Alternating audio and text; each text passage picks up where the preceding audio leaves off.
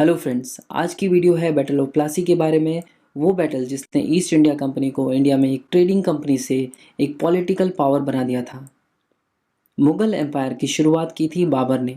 उसके बाद हुमायूं और अकबर के बाद आया जहांगीर, जो कि फोर्थ मुगल एम्पायर बना 1605 में। यही वो समय था जब ब्रिटेन की ईस्ट इंडिया कंपनी इंडिया में ट्रेडिंग करने के लिए आई थी। ब्रिटेन का एम्बेसडर सर थॉमस रो काफ़ी समय तक जहांगीर के रॉयल कोर्ट में रहा और उसको अलग अलग तरीके से ब्राइब करने की कोशिश करता रहा।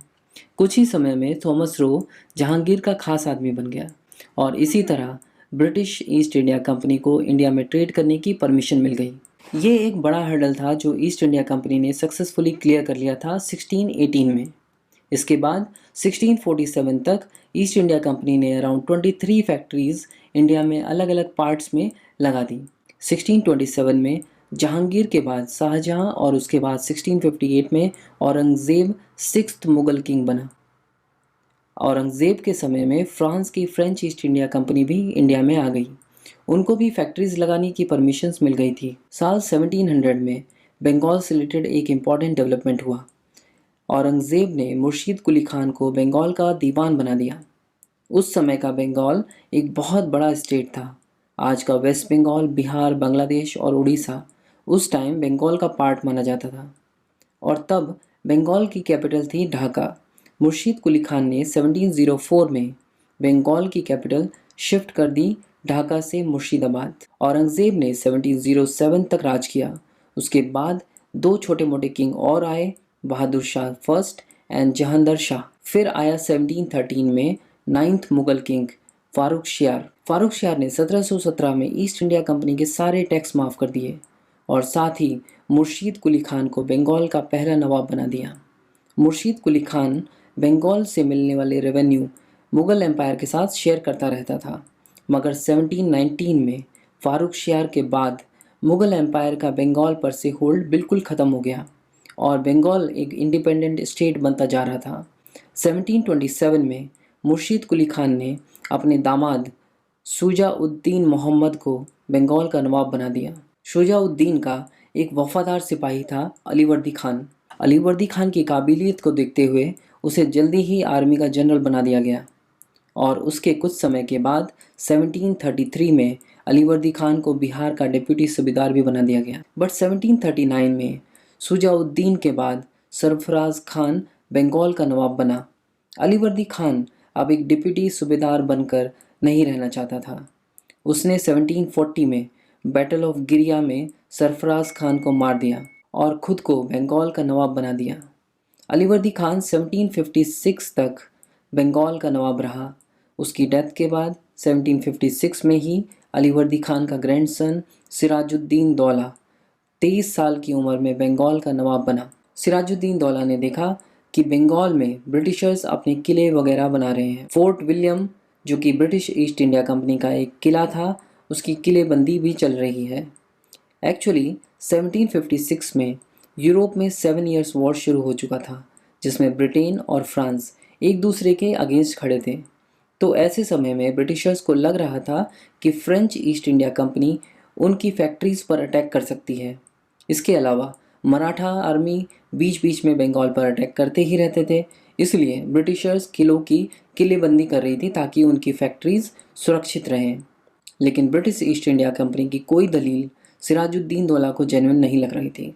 वो क्लियर था कि बंगाल की ज़मीन पर अंग्रेज़ कोई भी किला नहीं बना सकते। उसके अलावा ब्रिटिशर्स और फ्रेंच दबाकर पैसा छाप रहे थे, लेकिन बंगाल को किसी तरह का कोई टैक्स नहीं मिल रहा था। उसका मानना था कि फारूक शियार ने जो टैक्स पर छूट दी थी 1717 में, तब से ज़माना बदल गया है। बंगाल अब मुगल के अधीन नहीं है। अब बंगाल में नवाबों का रूल चलना चाहिए, ब्रिटिशर्स को टैक्स देना ही पड़ेगा। सिराजुद्दीन दौला ने तुरंत इस पर एक्शन लिया और उसने ब्रिटिश और फ्रेंच ईस्ट इंडिया कंपनी के रिप्रेजेंटेटिव्स को बुलाया और इमीडिएटली उनके किले और फोर्टिफिकेशंस को बंद करने के लिए कहा। साथ ही अब से उनको टैक्स देना पड़ेगा, इसकी बात उनको समझाई। फ्रेंच ईस्ट इंडिया कंपनी ने सिराजुद्दीन दौला की बात को मान लिया, लेकिन ईस्ट इंडिया कंपनी ने साफ मना कर दिया। इसीलिए सिराजुद्दीन दौला ने एक बड़ी फौज लेकर फोर्ट विलियम पर अटैक कर दिया। अटैक करने के बाद ज़्यादातर अंग्रेज वहाँ से भाग गए, पर अराउंड 146 लोग पकड़े गए, जिसमें बच्चे और औरतें भी थीं। उन्हें फोर्ट विलियम के एक छोटे से गार्ड रूम में बंद कर दिया गया। अगली सुबह जब दरवाज़ा खुला तो 146 में से सिर्फ 23 लोग जिंदा मिले। बाकी लोग दम घुटने की वजह से मर गए। इस घटना को ब्लैक होल के नाम से जाना जाता है और सिराजुद्दीन ने फोर्ट विलियम को अपने कब्जे में ले लिया। भागे हुए लोग पुल्टा नाम की जगह में छुपे हुए थे। उन्होंने रॉबर्ट क्लाइव के पास मदद के लिए सूचना भेजी। कर्नल रॉबर्ट क्लाइव उस समय मद्रास में थे। रॉबर्ट क्लाइव मद्रास से 3000 की संख्या वाली पैदल फौज को लेकर निकल पड़े बंगाल की तरफ। साथ ही एडमिरल वॉटसन ने अपनी 3 पानी के जंगी जहाज से बंगाल के पोर्ट पर बम्बार्डमेंट कर दिया। सिराजुद्दीन रॉबर्ट क्लाइव का सामना नहीं कर पाए और एक पीस ट्रीटी साइन करनी पड़ी, जिसका नाम था अलीपुर पीस ट्रीटी। अलीपुर नाम इसलिए पड़ा क्योंकि ब्लैक होल इंसिडेंट के बाद सिराजुद्दीन ने कोलकाता का नाम अलीपुर रख दिया था और ये ट्रीटी बेसिकली कोलकाता में साइन हुई थी। इस ट्रीटी के हिसाब से फोर्ट विलियम अब वापस से ब्रिटिशर्स को मिल गया। फारुखशियार ने जो टैक्स की छूट ब्रिटिशर्स को दी थी वो सिराजुद्दीन दौला को अब वो कंडीशंस सब माननी होंगी। ब्रिटिशर्स अपने खुद के सिक्के निकाल सकते हैं, अपने किले बना सकते हैं और बंगाल में आर्मी भी रख सकते हैं। बट अलीपुर पीस ट्रीटी ज़्यादा दिन पीस नहीं रख पाई। रॉबर्ट क्लाइव ने यह तय कर लिया था कि वो अब सिराजुद्दीन को बंगाल का नवाब नहीं रहने देगा। उसने सिराजुद्दीन के commander in chief Mir Jafar को बंगाल का नवाब बनाने का लालच देकर अपनी तरफ मिला लिया। उसके बाद रॉबर्ट क्लाइव ने बंगाल में फ्रेंच ईस्ट इंडिया कंपनी की चंद्रनगर फैक्ट्री पर अटैक कर दिया। सिराजुद्दीन को लगा कि ब्रिटिशर्स अपनी लिमिट क्रॉस कर रहे हैं। उसने ब्रिटिशर्स पर अटैक करने का फैसला कर लिया। इस बार ये जंग लड़ी गई भागीरथी नदी के किनारे प्लासी में। इस बैटल ऑफ प्लासी में रॉबर्ट क्लाइव ने मीर जाफ़र की मदद से सिराजुद्दीन को मार दिया और बंगाल में मीर जाफ़र को नवाब बना दिया। मीर जाफ़र रॉबर्ट क्लाइव की कठपुतली की तरह काम करता रहा। बैटल ऑफ प्लासी ने ईस्ट इंडिया कंपनी को, जो इंडिया में सिर्फ एक ट्रेडिंग कंपनी बनकर आई थी, उसको एक पॉलिटिकल पावर बना दिया था। हिस्टोरियंस इस इवेंट को ईस्ट इंडिया कंपनी के इंपीरियलिज्म की शुरुआत की तरह से देखते हैं। तो ये था battle of Plassey. Books Tawa channel पर हिस्ट्री के बहुत सारे टॉपिक्स पर वीडियोस अवेलेबल हैं। लिंक आपको डिस्क्रिप्शन में मिल जाएगा।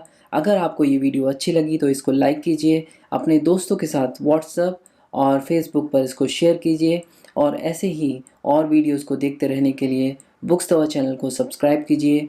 Thanks for watching books Tawa.